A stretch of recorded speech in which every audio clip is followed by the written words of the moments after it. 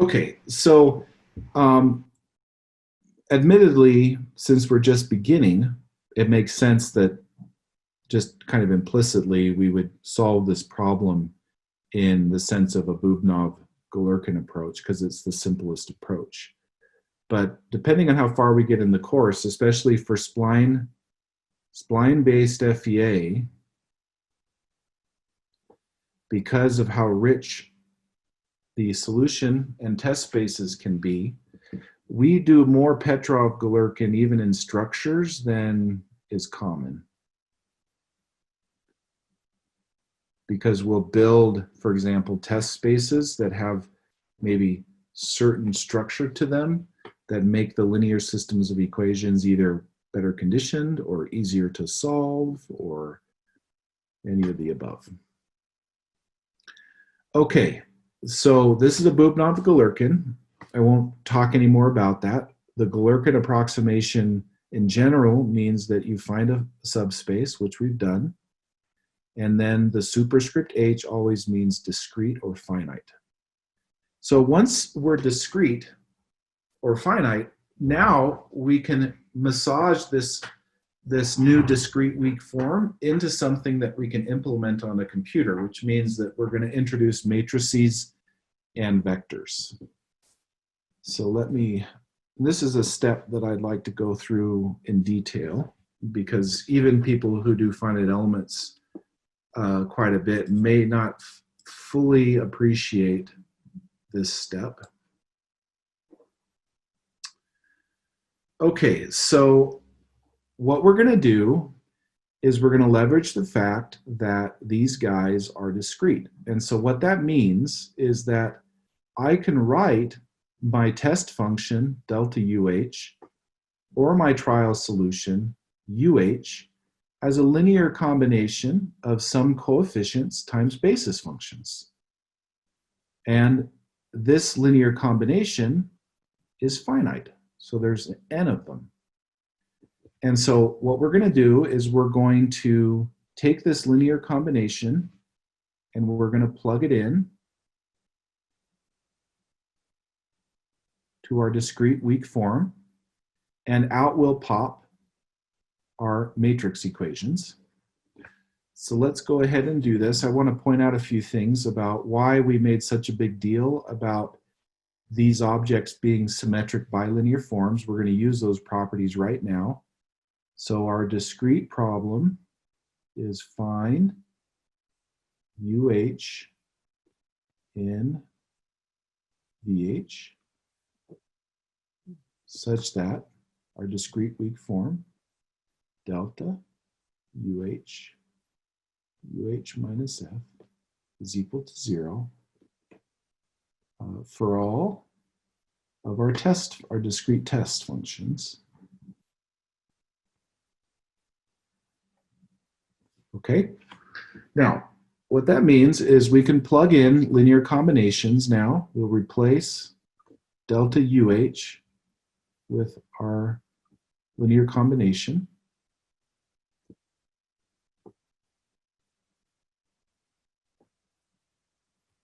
And we'll also replace UH with its corresponding linear combination. Oh, there's a typo right there, huh?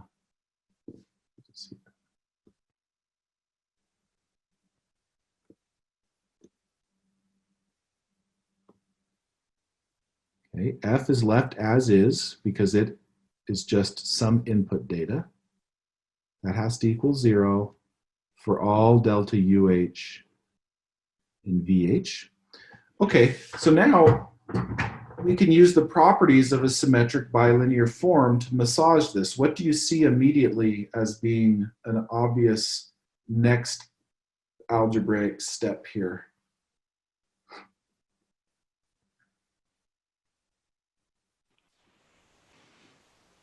Defining that how C and D are related. Okay, yeah, that's something that we're going to do through this step. What about these sums? Can't I actually pull them out of the, remember that it's called linear, a symmetric bilinear form, which means I should be able to pull these sums right out of the equation.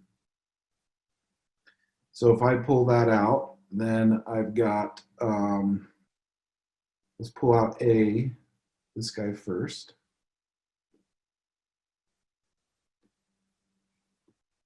And A, that's okay, right? Because if you need to convince yourself of this, go back and study the two properties that are listed for a symmetric bilinear form, and you'll see that any linear combination can be separated in this way. It kind of passes through the symmetric bilinear form.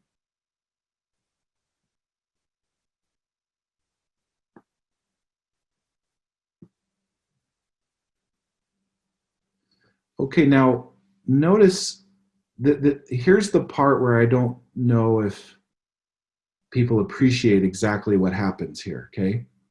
What do we do with this statement? What do we do with this statement? What is an equivalent statement? Now that we know that delta UH can be written as a linear combination of unknown coefficients and basis functions, how can we restate this without losing anything?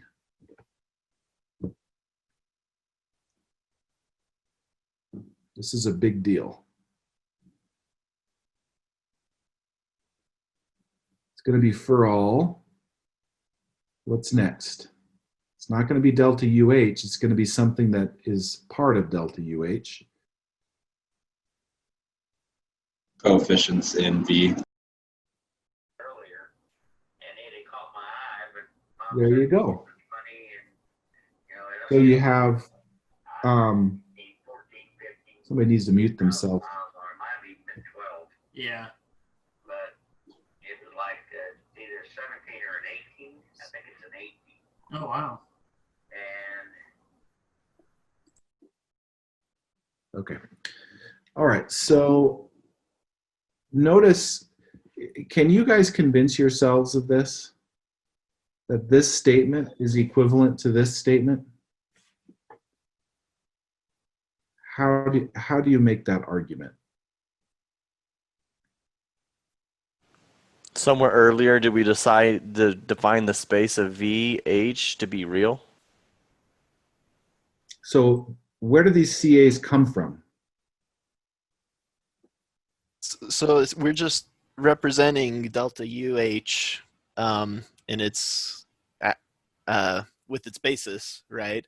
And so basically any delta UH you could get is just going to be a different linear combination of the basis functions. Exactly. So how do you define a delta UH? It's by selecting a bunch of CAs. You see that? These are the coefficients. They're just real numbers, so they're in the reals. So if you want a new, once you're in the finite dimensional setting, you can just go right to the coefficients and say, look, if I want a new delta UH, the basis doesn't change, the coefficients do. So if I need an equation to hold for every test function, that's exactly equivalent to saying, I want the equation to hold for every possible coefficient set that I could pick. Same exact statement. And this actually is quite illuminating in a way, right? Because what do you then know about this equation? If this thing has to be equal to 0, right? This whole equation has to be equal to 0 for every possible CA, then what must be true?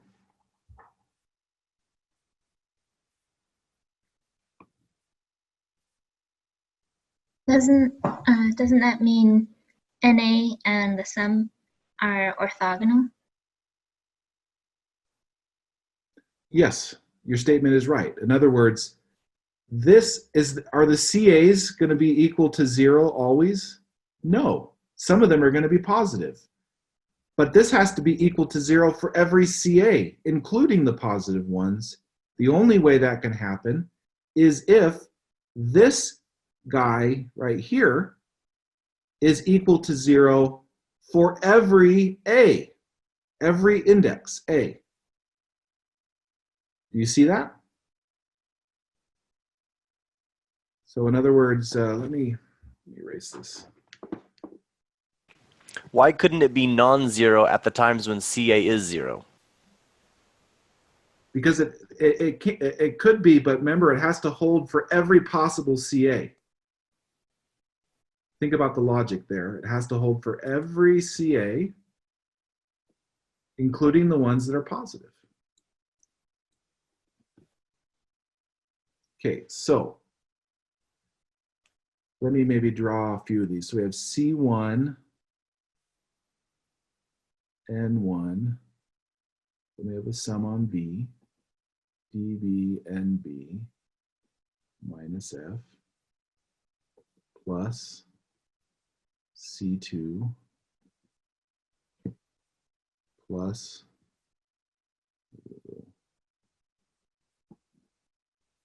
Cn. And that whole thing has to be equal to 0 for all CA, A equals 1 to N. This is a huge step, guys. It might seem trivial, but this is a big deal, what's happening here. Oh my goodness, what did I just do? Are you kidding me? Undo button up at the top. Undo. Yeah, just click undo. Oh, yeah, great. Control Z. Okay. Thanks, guys. Okay, I can't tell if this is so simple that I'm just like, do you guys see what has happened here? So maybe somebody could repeat what has happened here. This linear combination has to be equal to 0 for every possible CA that you could pick.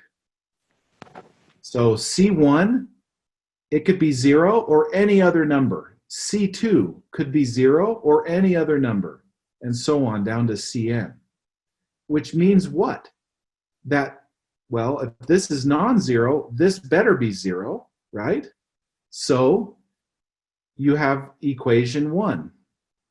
Here's your first equation that has to be satisfied. This equation has to be equal to 0.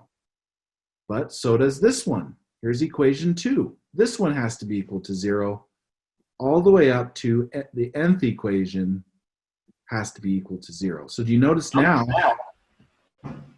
you have how many equations? N equations. And how many unknowns? N unknowns. Okay, you see what's happened here? We've gone from our abstract weak form to a set of a linear system of n equations in n unknowns. Very important. It took me a while to appreciate this. That what's going on here and why this works and how the linear systems that we solve on a computer come to be. So in this right here, the unknowns are the DBs, and the C's we're saying we don't need to know what those are because yes, what's inside has to be 0. That's right. Because we know that those C's can be anything. They're arbitrary. Remember, because we have this for all. This term here, that means arbitrary when you say for all delta, for all anything, right? So all the C's are doing are telling us what the equations are that we're satisfying. I think if anyone needs more convincing that those bilinear products have to be 0, say any one of them is non-zero, then I'll choose C's where only the C that's multiplying that one is not 0. And then you get a result that's not 0. Mm-hmm. No, I see it now. I only got hung up on the because over on the left there was that typo that I didn't catch. And so when I realized that the two summations were going over a different integrand, not A, but also B, then it made sense. Mm-hmm. Gotcha. Okay, let's talk now about this is a good point to also bring up one other thing. I don't want to do that. We just did that. Okay. So let's get rid of this stuff here. I like things like this because you can just stare at it for a while, or a couple years, or a couple decades, and like it just keeps sinking in more and more, you know, over time. I like that kind of stuff. Let's talk about, do you remember the definition of linear independence? What was the definition of linear independence from our previous lectures? Right, you had a sum, let's say A equals 1 to N, CA, NA equal, if that equals, so you have a sum, and then we said if and only if what? All the C's are zeros.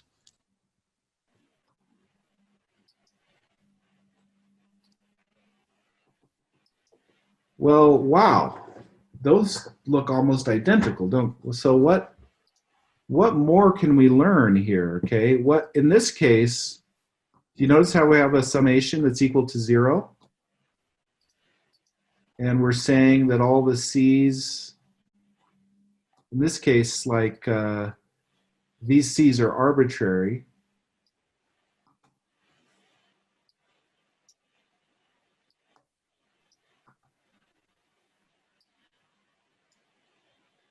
Yeah, so what that says is that these, in order for this to be a solvable system of equations, these are the rows of a matrix. Maybe I could, okay, this will be like the first row, the second row. So what do we know about the rows of this matrix? They better be what? Linearly independent. Right? Because the CAs may be non-zero. So it's kind of like in this definition up here, the CAs are the weak forms and the NAs are the C's, right? But it's expressing the same idea, which is we have a linear combination. We've set it equal to 0. These guys are arbitrary. So in order for this to work, then these n equations in n unknowns better be equal to 0. Right? And that's another way of saying that the rows, you know, all of these equations better be linearly independent. And if they are, right, if they are, and it's a square matrix, then you know you can invert the matrix and solve it. Okay, good. Any questions on that?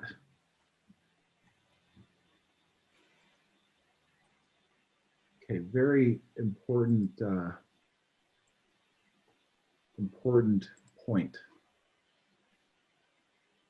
Okay, so now let's convert this into our system of equations, and let me make sure we see how that happens. Okay, so let's massage this a little further. So we've got NA sum on B, dB NB minus F equals 0. A equals 1 to N. Let's pull the sum on B out. So we have B dB NA NB minus F equals 0.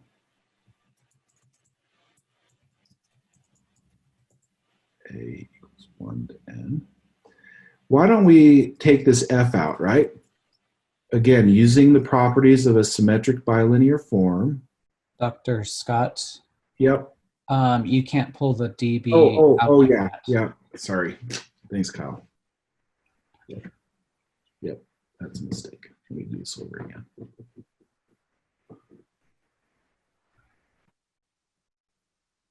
Let's go ahead and do this first.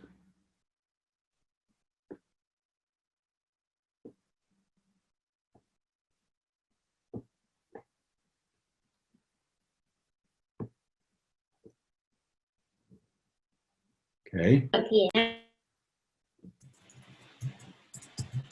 So I hope that you can see that this is nothing more than an application of the properties of a symmetric bilinear form, right? We've used leveraged the linearity.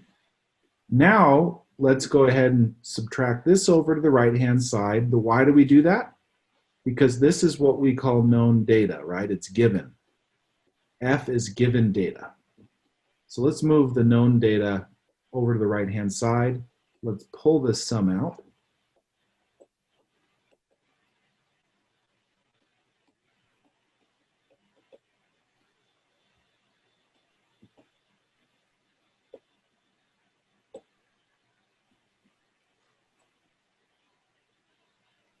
Okay, now the matrices and vectors are starting to show themselves.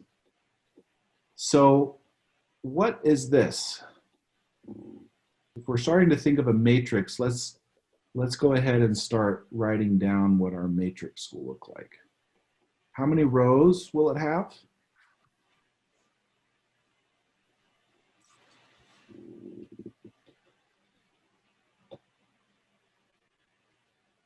We have n rows, n columns, right? Because there's n unknown, there's n equations. What's going to go, let's say, in this 1, 1 slot? What are we going to put right here? Like in the very top left corner of the matrix, what goes here? So that's going to be your n1, or n equals a equals 1 and nb equals 1 times that d1.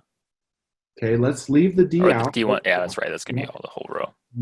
Yeah, so then this is going to come over to n1 and little n. So how do you differentiate whether the n is associated with the a or the n is associated with the b? Are they the same if they both have the same subscript?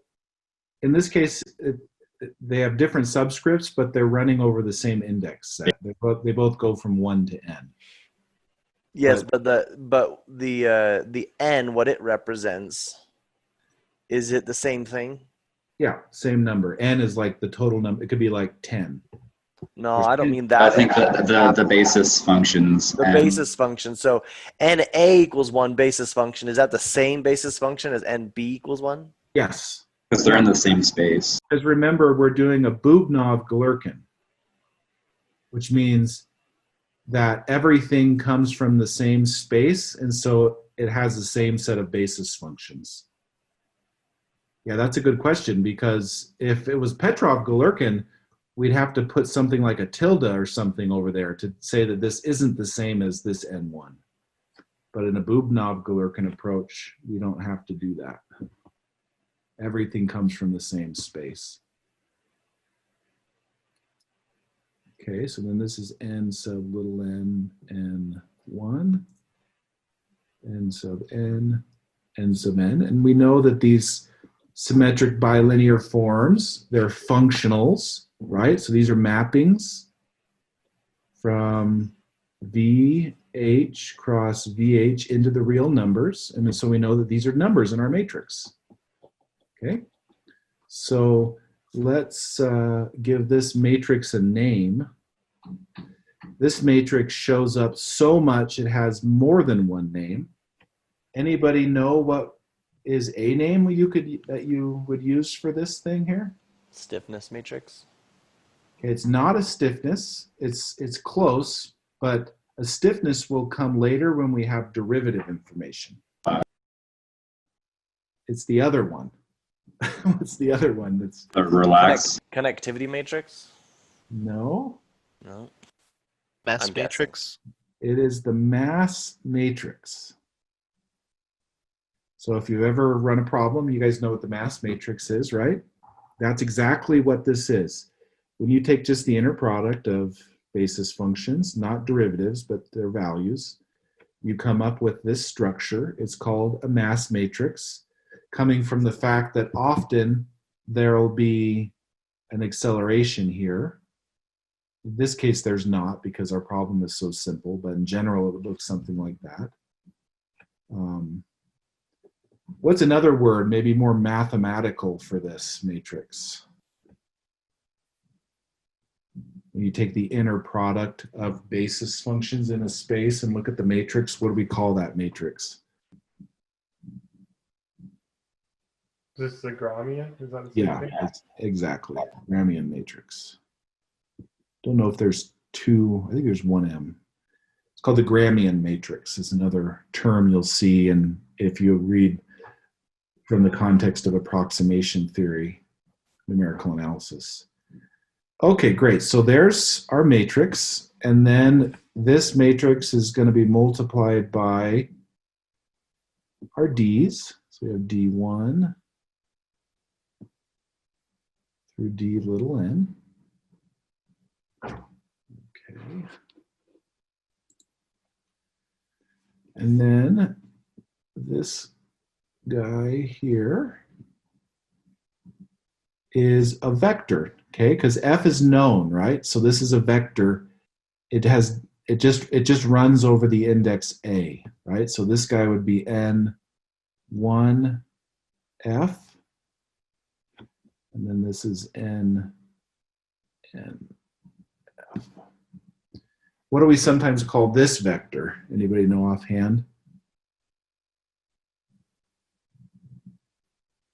The force vector. Yep, we call that the force vector. Okay, there's our linear system of equations. So we've gone from a energy, right? At the very beginning, we just had this very abstract statement on minimization of distance in a Hilbert space.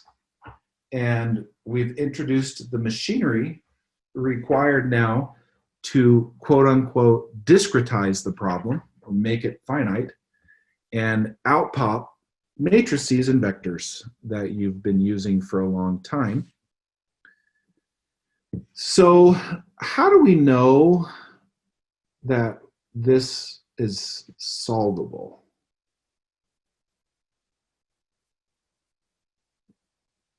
Meaning there exists a unique, I'm not going to use all this notation. Why add another layer of complexity? There exists a unique solution UH. That's the question. How do we know that?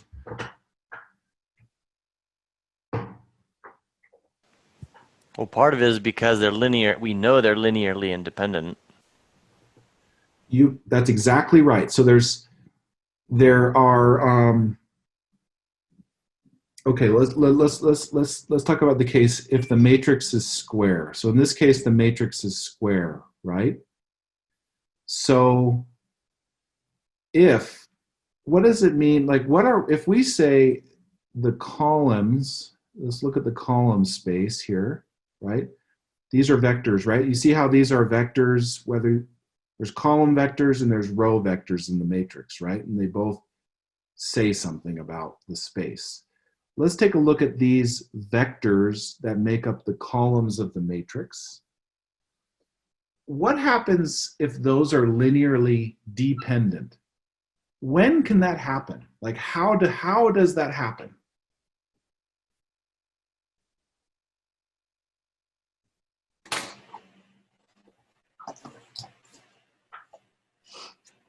How would that happen? Think about where the columns come from. What would engender linearly dependent columns? I'll give you a hint. It has something to do with the basis of VH. If the basis of VH is what is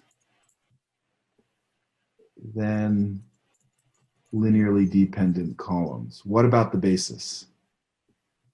Basis of VH is what?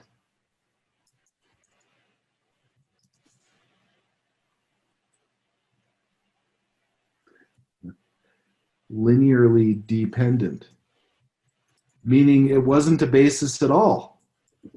If you construct a VH where you think you have a basis, but you don't, the column space will be rank insufficient and you won't be able to invert your matrix. That sounds pretty heinous, doesn't it? So does that ever happen in finite elements?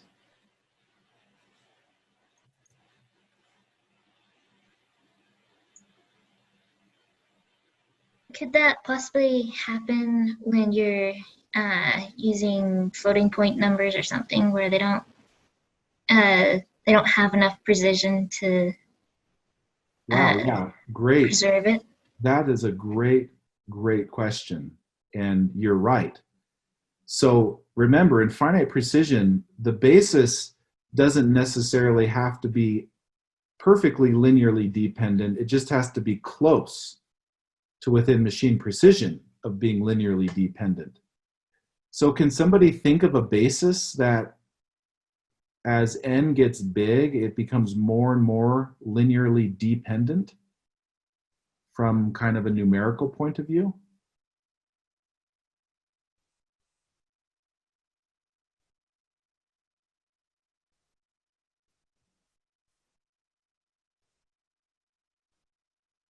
What am I drawing? Those are the monomials. The monomials. You see what's happening? As n goes up, the difference between subsequent basis functions becomes less discernibly different.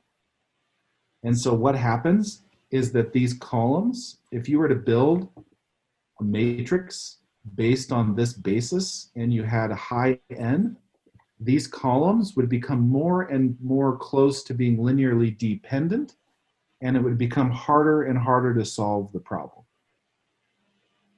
Okay, so when you're looking at these, this is a really big deal, especially when we get into splines and linear independence is not trivially satisfied.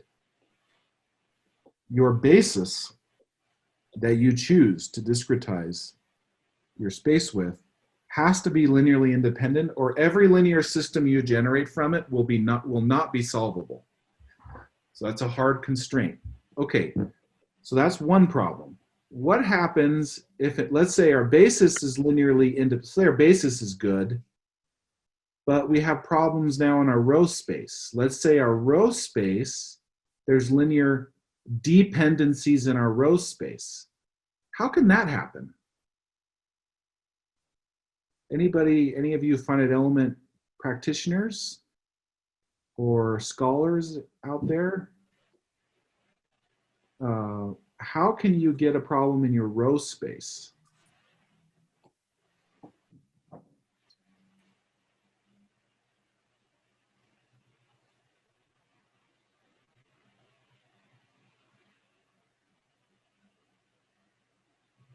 You can guess. No. Just anything come to mind? Well, so I've not admittedly been paying close attention, but if you don't have boundary conditions, is that what you're getting at? I see that you've written down a mass matrix, which may not make sense in that context, but. Okay, well, yeah, I mean, that's related to, I was thinking of a more fundamental thing, which just means you have linear dependencies in the equations themselves that you're trying to solve, right? And so one way that this happens is through the imposition of constraints. So if you have any kinds of constraints, like boundary conditions or things that there's linear dependencies amongst the constraints, this happens in Lagrange multiplier problems quite a bit, where you're introducing rows for every constraint. those rows, you can engender linear dependencies in the rows. Okay, so this is, from a finite element point of view, this is an extremely important picture for you to have in mind as you think about your methods, because the column space is kind of saying something intrinsic about the quality of your basis, okay, which is one huge part of finite elements. And the row space is saying something intrinsic about your system of equations. Both work together. They both have to work well. And in finite precision arithmetic, it's not good enough to be linearly independent analytically. You have to be linearly independent from the standpoint of the tolerances of your machine. So the monomials are analytically, theoretically, they're linearly independent functions. But if you were to use them to discretize VH, this matrix would be horrible to deal with. And then same thing is if you have a system of equations where you have maybe a whole bunch of constraints being enforced and becoming rows in your matrix, if you're not careful with how you enforce those constraints, then you can get a row space that's deficient. And so this is a nice picture to keep in your mind as you work with finite elements, is that most people know a little bit about the row space. Most finite element people take the column space absolutely for granted because they've never actually really done anything with basis functions. But with splines, both of them are equally important. Okay, great. Let's stop there. I'll stay on. I will stay on for a few minutes and answer any questions that anybody has about anything with regards to the course. But otherwise, we'll stop there. Thanks, everybody.